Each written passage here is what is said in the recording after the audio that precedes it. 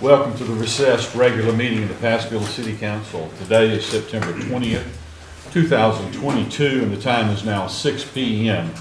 Thank you to those who are in attendance in council chambers here at City Hall, as well as those viewing online. We're happy to have you join us for tonight's meeting. Tonight, the invocation will be given by Randy Carney. It's Mr. Carney. Oh. And Councilman Walker will lead us in the Pledge of Allegiance.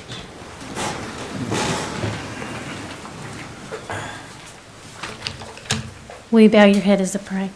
Psalm 104 says, "Enter into his gates with thanksgiving and into his courts with praise. Be thankful unto him and bless his name." Thank you, Lord, on behalf of all who are gathered here this evening. Thank you for your many and abundant blessings. Thank you for life itself, for our families, for our health, Lord, and for this great city and all who live here. In your word, you have said that citizens ought to obey the governing authorities, since you have established those very authorities to promote peace and order and justice. Therefore, I pray for our mayor, for the various levels of city officials, and in particular for the assembled council. I'm asking that you would graciously grant them wisdom to govern amid the conflicting interests and issues of our time, a sense of the welfare and needs of our people, a keen thirst for justice and rightness, confidence in what is good and fitting, the ability to work together in harmony even when there is honest disagreement, personal peace in their lives, and joy in their task. I pray for the agenda set before them this evening. Give them assurance of what would please you and what would benefit those who live and work and in and around our beloved city of Pascagoula. In closing, Micah 6 verse 8 says, "He has shown you, O mortal, what is good, and what does the Lord require? To act justly, to love mercy, and to walk humbly with your God." Jesus, it is in your most blessed name I pray. Amen. Amen.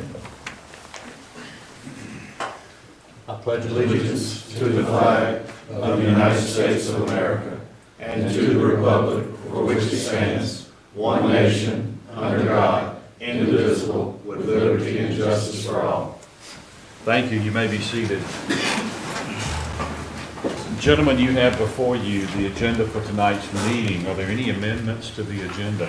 Yes, sir, Mayor Willis. I would like to make an amendment to the executive session to add potential litigation. Thank you, Mr. Silverman. Any other amendments? Do we have a motion to approve the agenda as amended? So moved. Have a motion and a second. Any further discussion? All those in favor signify by saying aye. Aye. Aye. Any opposed? The motion passes. Next, we have the Address the Council section. The first item tonight is a monthly update from the Pascagoula Redevelopment Authority. Mr. Silverman. Yes, sir, Mayor Willis. We have a lot of items taking place in our downtown right now and a lot of positive projects that are in the process of construction or going to be starting soon. Just to name a few, if you haven't noticed, the Bargain Annex building is starting to get its exterior repaired, and the primary focus of that is for historical purposes. There's a great mixed-use development that is slated for that property, and it's a homegrown individual that's going to be doing the development, so we're very excited about that. In addition, the Monica's building is getting closer to completion, and hopefully for the Zonta event, White Pelican and Fish will be open, which is the clothing store and the furniture and home goods store. Last but not least, 720, 722 Delmas Avenue building, which is going to be a mixed-use development, should be completed October 1st and will be open for residents to move in. So a lot of great things happening, and we're very excited to be part of the process. Amazing times in Pascagoula. Thank you, Mr. Silverman. Next, we have the public comments section. We're pleased to provide an opportunity at each meeting for comments by citizens, limited to 3 minutes of speaking time per speaker and no more than a total of 30 minutes. The public comments section of the agenda is not a question and answer session. The mayor, council, and administration officials will take all comments under advisement and may respond or take other potential action at a later time if warranted. Tonight we have one citizen signed up to speak, Ms. Jean Damiano.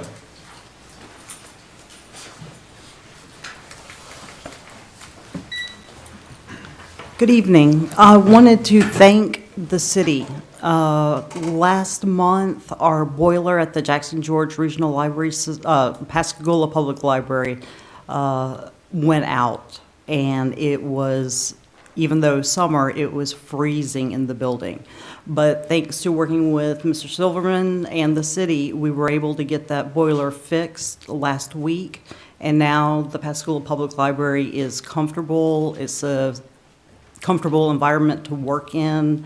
It's comfortable for our patrons and the citizens of Pascagoula.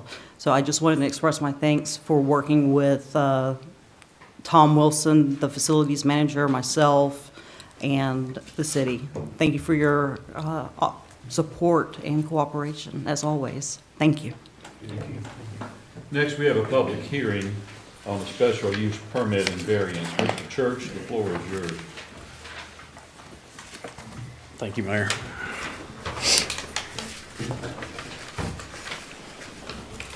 Tonight we have a variance and a special use for 2911 Shortcut Road. The request for variance is from the required 250 foot of residential use and a special permit to operate a cultivation facility in the community commercial district. The applicant, Kind Life Companies, LLCs, purchased the property to operate a Tier 2 cannabis cultivation facility. Subject property is community commercial district that requires a special use permit, and the Unified Development Ordinance requires a 250-foot setback from a residential use. Subject property has a CC district on 4 sides and a neighborhood commercial abutting it to the north. There's SFR 6, single family, to the north of the neighborhood commercial, which is even further away. There are 250-foot setback requirements and a special use permit to operate the cannabis facility in the CC district. Like I said, the closest residential use is in a neighborhood commercial district. It's a residential / commercial. It's an old house that somebody lives in and works out of. The neighborhood commercial is kind of buffer between the community commercial and the single family. That's the reason it was put there. The city of Pascagoula has very little properties that will allow for cannabis establishment that are needed medically, economically, that can be approved by the state. You know, you have a 1,000-foot variance from any church, school, or daycare without one of those giving you a variance. The property is in a heavy commercialized area. Across the street is the fairgrounds, and everything from the fairgrounds going east is industrial. Even some of the shopping centers and dentist office and all that are there in that area are in industrial use. It's a good location for the facility. It is needed. It is consistent with the city's adopted plan. The variance is the minimum necessary to allow reasonable development. This building has been empty for quite a while. The variance and special use is in harmony with the general purpose and intent of the UDO. That's what a variance is for. The special use, it gives us a chance to review and make a decision on placing these facilities in certain areas. The planning board approved their recommendation for this, and it will be up to you guys if you have any questions or concerns.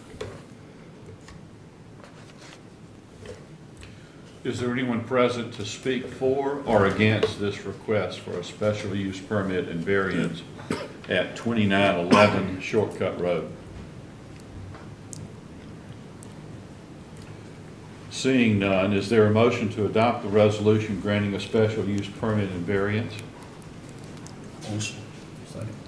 We have a motion and a second. Any further discussion? Any questions? Mayor, I think we're going to need a motion for the variance and a motion for the special use, correct? No, they're combined. Okay. Sorry.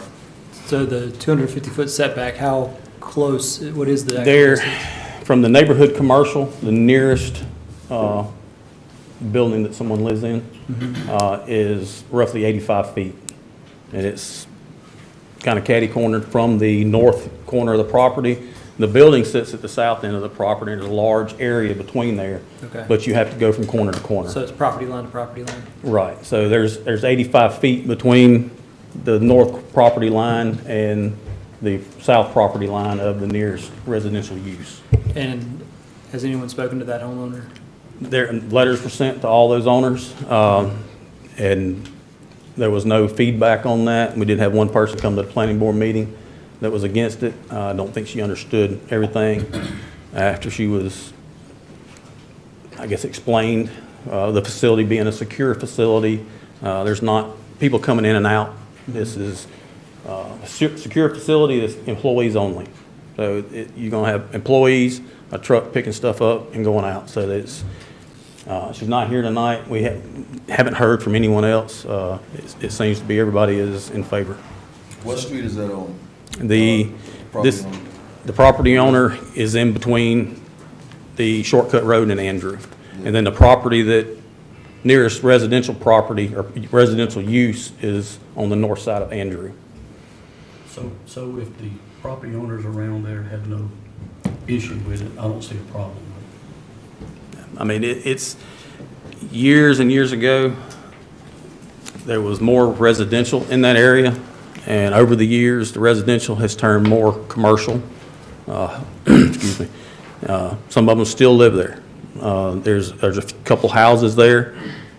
They've been there for many years. There's commercial work going on in there. To the north of those is single family. There's a house there that has had a business in it for 30 years. So it's even single family, but it's kind of grandfathered in because it had a commercial use. This is a dispensary? This is a cultivation facility. Okay, cultivation. What kind of, does the cultivation center, they're going to have a security? It has security. It's fingerprints to get in, and it's only employees only. No one else is allowed in there. It's employees or the state that's going to go in there. So, I mean, this is a fence security. There is a, if you've been there and seen it, there is a block brick wall that runs down the east side, and then there's chain link fence that's like 8 foot tall all the way around the other. It's a brick and steel building, and it has to be secure. That is, the state requires it be secure, and that's with like 24-hour or at least nighttime security guard that's going to be yes, walking. and Okay. there's surveillance cameras. I mean, they're secure facilities. I mean, the state has put a lot of thought into making them secure. And odor control, is there anything? I'm sure Odor control, that's all part of, in our Requirements, ordinance. yeah. So, the cultivation is not bad. It is, when you're processing, is when you're gonna get smell. So, there's, the equipment that they're gonna have in this facility will probably surprise you with the amount of equipment to keep down the odor, keep the temperature correct. I mean, there's humidifiers, air conditioners. It's just, there's no throwing some air conditioners in there and hoping for the best. You're fighting it both directions. So, I mean, this is going to be a nice facility. Any other questions, discussion? We have a motion and a second. All those in favor signify by saying aye. Aye. Any opposed? The motion passes. Next, we have a resolution approving a variance at 4617 Newman Avenue. Mr. Church? Yes, sir. Mr. Mark Savasta lives at 4617 Newman Avenue. The applicant has requested a variance of 6 feet from the 7-foot setback. You see the property here in question. Most of those houses, you can probably attest to this, for some reason, all those houses were shifted to one side of the property. So, and that's where the little carports and the little driveways are. With us trying to get cars out of the front yard and onto a parking area or into garages, this is what we're having to do. The applicant, Mr. Savasta, is on the property and would like to have covered parking. At this time, he has a single drive and a small carport. The approximately 15 feet or more from the property line is the neighboring structure. Now, the 7-foot setback is in question is kind of, I'm trying how to say it. It's just doesn't fit what we're trying to accomplish. You know, you get in some of these areas where some of these houses and the lots are so narrow, you can't get anything to the rear yard. With this 6-foot variance, that would allow him to pour a driveway and his carport and extend out. We have discussed with him about guttering and controlling the water, keeping the water on his property. He has agreed to this. You know, as I said, with us trying to address the parking issues, this is a good example to what we're going to have to do in a lot of cases to be able to get parking off of the grass, whether it be in a gravel parking or concrete parking. If letters were sent to the neighbors, nobody's objected. There's actually a couple other neighbors that are interested in kind of doing the same thing because we have sent them letters about cars parked in the yard. So this is going to be an ongoing thing with trying to get people areas to park. And most people want covered parking. I love covered parking. But it's moving this over 6 foot, from, 1 foot from the property line, giving it a 6-foot variance is in harmony with the UDO. It still has over 15 foot from the property line to the house. So you're pushing close to 20 foot from the carport to the next structure. And it's not going to stop anyone from using that property. It's just everything is shifted to one side or the other. We do not want driveways on each end of the house if we can help it. That creates water problems when you have driveway next to driveway and then they start connecting them and then you have water sheeting problems. Is there anyone present to speak for or against the request for a variance at 4617 Newman Avenue? I live there. My husband is Mark Sebastian. We live there. Yeah. Yes, ma'am. He couldn't attend. He's at a meeting. We just really want it because we have 3 vehicles, two personal vehicles and his work vehicle. And it just makes it hard right now. We're on the grass on the side, and with the rain the last 2 months, oh my God, it's been a mess. It's just a nightmare. And people park on the street, and it's hard to even get into the driveway with a single driveway. So we appreciate your consideration, and we'd just like to be able to park our vehicles on concrete because we plan to concrete and make it look nice, because right now it's kind of sad. Thank you. Well, this day and time, husband and wife usually have cars, then you get some children. I think it's something we're gonna have to do. It prevents people from getting stuck in their yards, and then, of course, that don't look good when you got big ruts in the yard, so. Yeah. As long as they're making it to where the water stays on their property and not their neighbors, I think that's probably a good idea, in my opinion. Mr. Savasta is very well versed in controlling the water. He knows what he's doing when it comes to that, so. Is there a motion to adopt the resolution granting a variance? So moved. Second. We have a motion and a second. Any further discussion? You might have any questions on this? Is this something we need to look at as far as code-wise, as far as changing it? If it becomes an issue, maybe we need to change that as far as driveway or something like that. As far as removing it, you need the separation.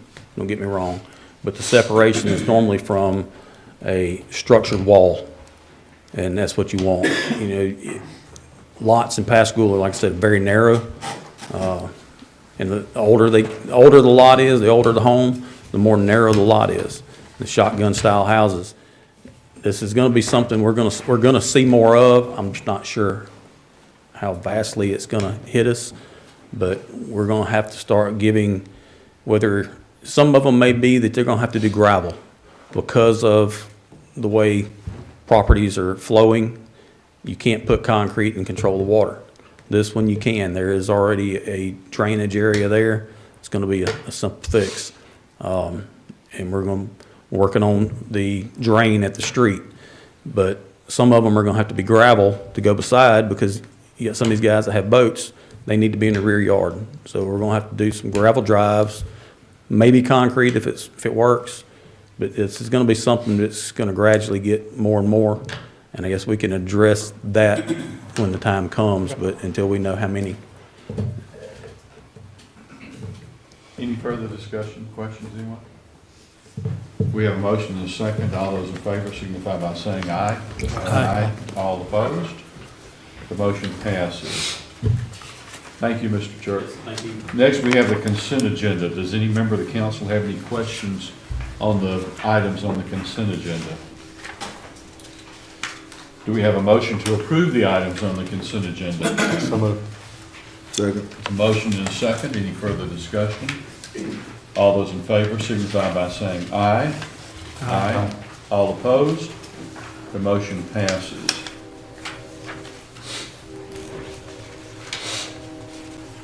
Next, we have the city manager's agenda items. Mr. Silverman. The first item pertains to Budget Amendment 22.18, which involves the pay period for the fire department. And this is just approving that additional pay period. Do we have a motion to adopt a resolution approving the Budget Amendment 22.18? So moved. Second. Have a motion and a second. Any further discussion? All those in favor signify by saying aye. Aye. All opposed? The motion passes. The next item pertains to utilizing CDBG funds to address Old Mobile Highway drainage, along with making parking improvements at the senior center. We recently received bids back to do both projects. Coastal Development and Construction was the lowest and best bidder. They came in at $95,520 to perform both projects. And again, this will be covered by CDBG funds, and both projects meet the set criteria set by Housing and Urban Development. Do we have a motion? Motion. Second. Second. That's fine. Motion and a second. Any further discussion? All those in favor signify by saying aye. Aye. Those opposed? The motion passes. Next item, Mr. Silver. Yes, sir. BMA, the project engineer for the Buena Vista Street south of Washington Avenue Drainage Improvement Project, is requesting a closeout for this project. They have done an inspection along with our city engineers, and all the proposed improvements for Buena Vista Street has been addressed. What is being requested tonight is approval of the closeout and awarding final payment to SCI Inc., which is the contractor for the project. The payment request is for $37,715.99. Do we have a motion to adopt a resolution approving closeout of the Buena Vista Street south of Washington Avenue infrastructure improvements? So moved. Second. Motion and a second. Any further discussion? You know, that job really looks nice down there. It's something we've needed for a long time, and to think that the increase in water pressure, it has been so noticeable. It's just amazing. It's had a major impact for residents, and I know they're very appreciative for the work that's been done. Absolutely. We have a motion and a second. Any further discussion? All those in favor signify by saying aye. Aye. All opposed? The motion passes. The next item is task order number 40. This is being submitted by Compton Engineering. But prior to getting into the project, just wanted to let council know, Compton Engineering is not going to be paid for this project. They're just going to serve as a liaison for this project.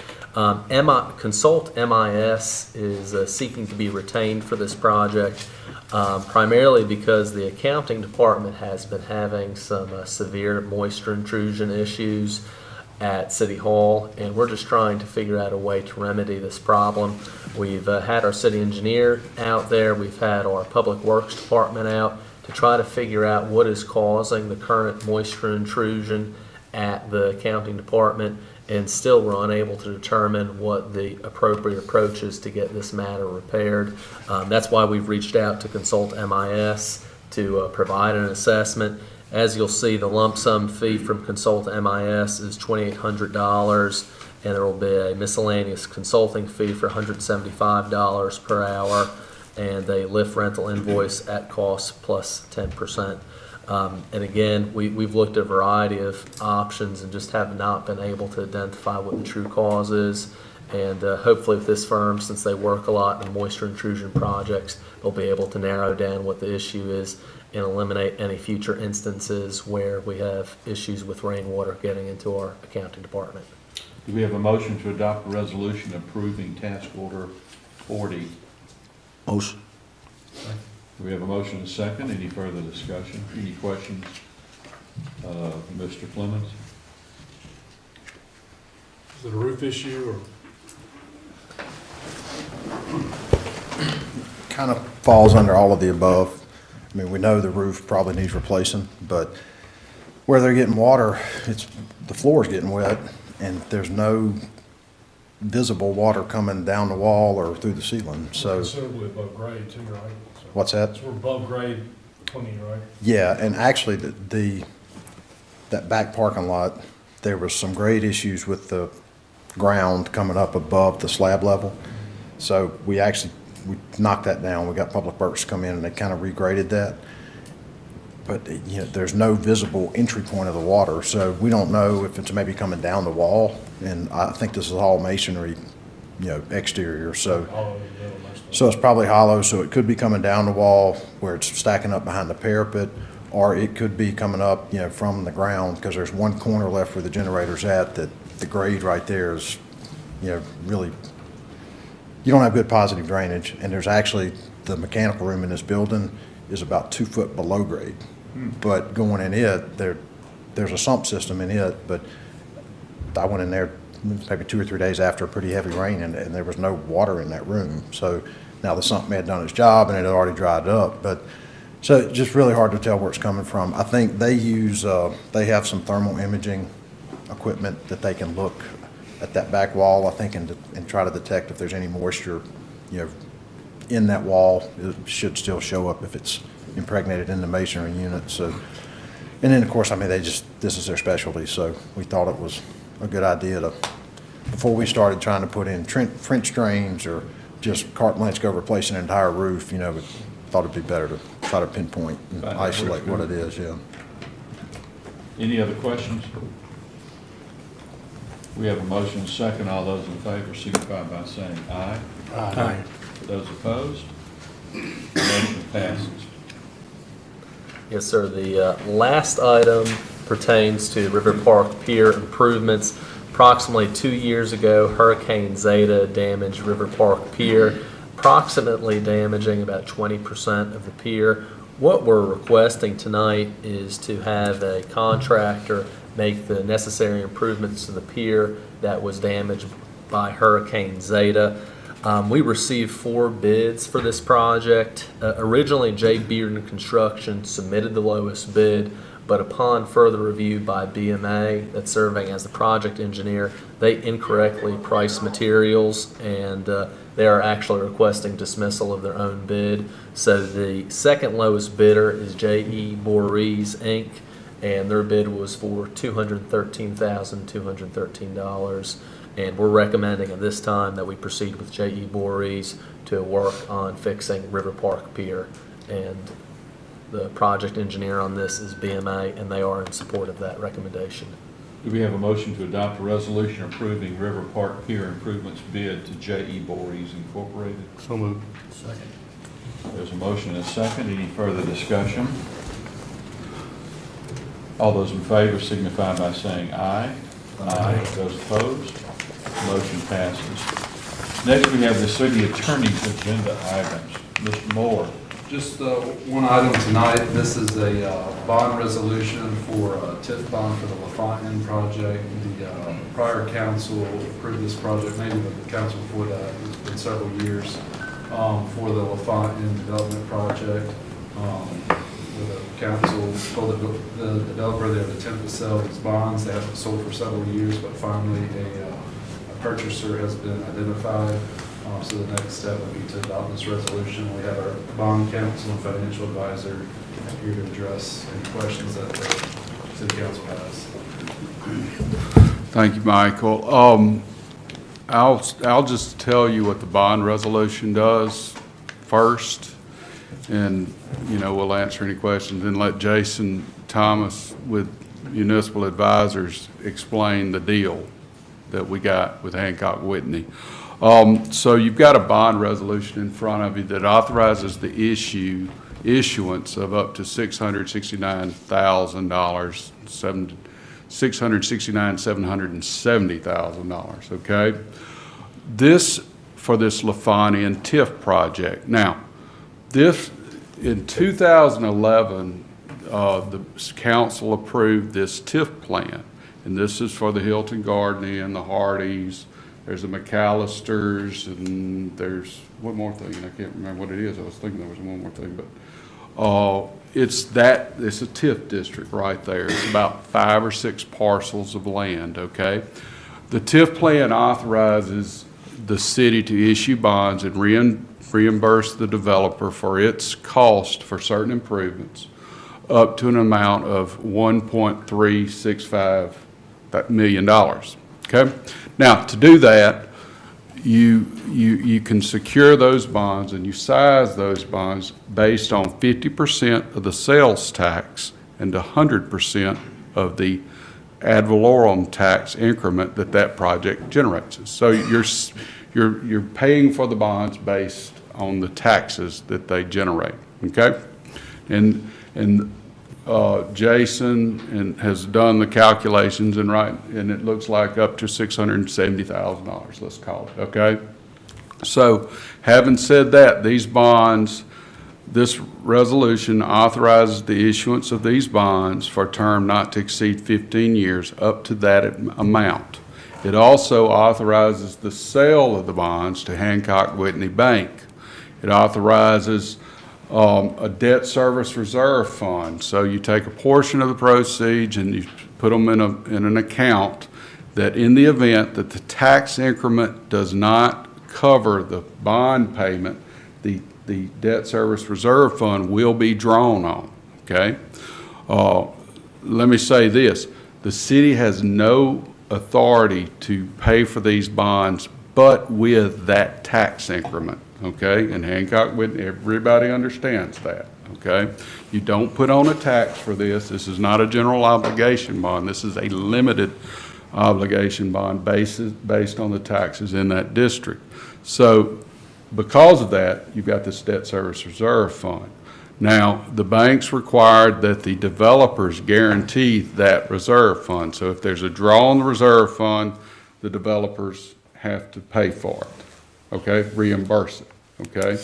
And then if they don't, the city's supposed to use the tax increment surplus to the extent there is, and it likely wouldn't be if you don't have enough tax increment, you wouldn't be able to reimburse it. But the developers are guaranteeing that debt service reserve fund. So to that effect, to that end, this resolution also approves the guarantee agreement, okay? And finally, the resolution approves the commitment letter with Hancock Whitney Bank and authorizes the mayor to sign it. And those are the general terms of the deal. The bond resolution sets really the rest of them, and we'll finalize the bond purchase agreement and sign that at closing. Now, moving forward, what happens is we'll validate the bond, so this deal will close in about a month, really. It takes about 3 weeks to validate. Jason, you want to explain the finances? Sure. Okay, Troy hit on a couple of these things. One thing I would like to point out is that your original resolution approved up to $1,365,000. In the event at a later date, more of the property is developed. There's, I think, 3 vacant parcels on it now, and the district is generating more revenue. You can go back and issue a Series B bonds against those increments. The bank that is buying these bonds, they would need to sign off on that, but that is possible, Series A and a Series B. It's something that's fairly commonly done with TIFs. Touching on that debt service guarantee, I have not seen that before. Have you, Troy?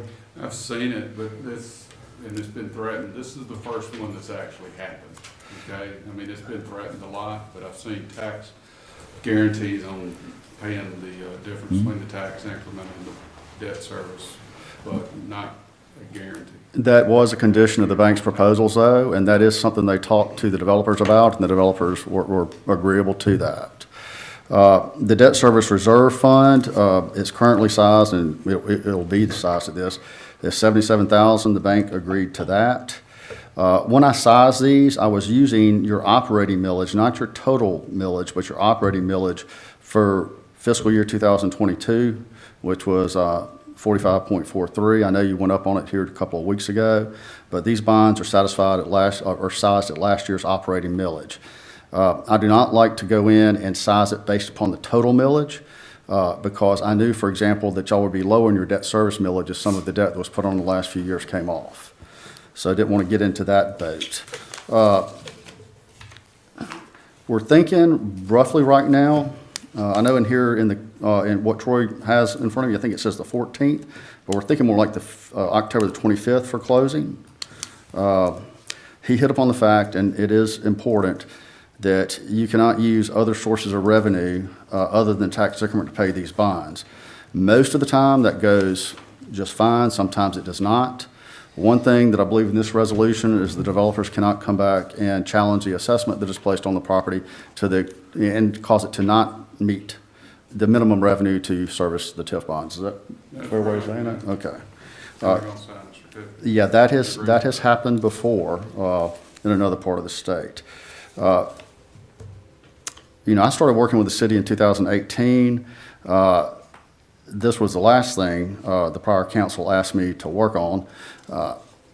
There had been at least one other and probably two other attempts to sell these bonds before, but for whatever reason they didn't. It was tough again this time. I think I said it the last time I was here. I put out an RFP. I received interest back from some banks, but I did not receive any formal offers. The developers in this case went out and called upon the banks that I had sent RFPs to, and the result was that Hancock, after much back and forth between myself and them, Troy and Michael, submitted this commitment letter, which we think is a good one, and I recommend that you accept. I think that's about it. Yeah, the bonds, the total of the bonds will be $696,000 minus the cost of issuance and the reserve fund, and the remainder of those two things is what will go to the developer for his approved project cost. Any questions? Anybody have any concerns, questions, discussion? I will add one more thing, if anybody has any questions. The interest rate on this is 7.07%. These are taxable bonds. Debt service is going to average about $75,000 to $76,000 a year. And in addition to that reserve fund and using your operating millage, these bonds were sized at 1.2 debt service coverage. So there is some room there for collections to not come in before that reserve fund has to be drawn upon. Very good. And this is a decision that was made many years ago by previous councils discussing it, looking at it, and the development primarily is the Hilton Garden Inn. It is. And the developers of that property. Yes. Who are talking about the possibility of putting an additional hotel. They are. On that same footprint. And they've stated to me, and understanding, y'all are my client, not the developers, but just in sidebar conversations with the developers, I know that they feel that having this additional money in their pocket will help them go out and recruit other possible tenants for the properties in that district. And it is money not coming from the taxpayers. It is not. Well, I wouldn't say that. It is not. It is coming from the taxpayers, but just from the incremental increases over the assessed value of that property before. There was what's called a captured assessed value, which was the assessed value of the property and its sales tax collections, which was, of course was zero prior to this development. And now that this development's in place, the sales taxes that it's generating, 50% of them, and the increase over that captured, or that base assessment, I'm sorry, becomes a captured assessment, which this is based on. So this is not sized upon the full assessed value of the property, only the amount between what it was assessed at prior to development and the amount it's assessed at now. And so it's coming from increasing the property That's values right. of that property. That's for right. the developers, and also an increase in sales tax from those businesses. That's right. In that development area. That is correct. And the only payments that will go to the developers are for verified development costs for the infrastructure. That is correct, sir. To be able to do this project. Mm-hmm. Everybody okay? Do we have a motion to adopt a resolution authorizing and directing the issuance of tax increment limited obligation bonds, Series 2022 for the LaFont Inn redevelopment project? Second. We have a motion and second. Any further discussion? All those in favor signify by saying aye. Aye. All opposed? The motion passes. Thank you, gentlemen. Thank you all very much. We're glad to get this done. It's been a long time. We've been talking about it for a while. We're glad to get it done, too. I know you are. Next is the docket of claims. Are there any questions regarding the docket of claims? Do we have a motion to approve the docket of claims? So moved. Second. We have a motion and a second. Is there any further discussion regarding the docket of claims? All those in favor signify by saying aye. Aye. Aye. All opposed? The motion passes. Next is the payroll docket. Are there any questions regarding the payroll docket? Do we have a motion to approve the payroll docket? So moved. Second. We have a motion and a second. Is there any further discussion regarding the docket of claims, payroll docket? Those in favor signify by saying aye. Aye. Any opposed? The motion passes. Next, we have mayor council items. Are there any mayor council items this time that anyone would like to bring up? Hearing none, next is executive session. Do we have a motion to go into closed session to determine if there is a need for executive session? So moved. Second. We have a motion and a second. Is there any further discussion? All those in favor signify by saying aye. Aye. Any opposed? The motion passes. Thank you, everyone. That concludes the public portion of our agenda this evening.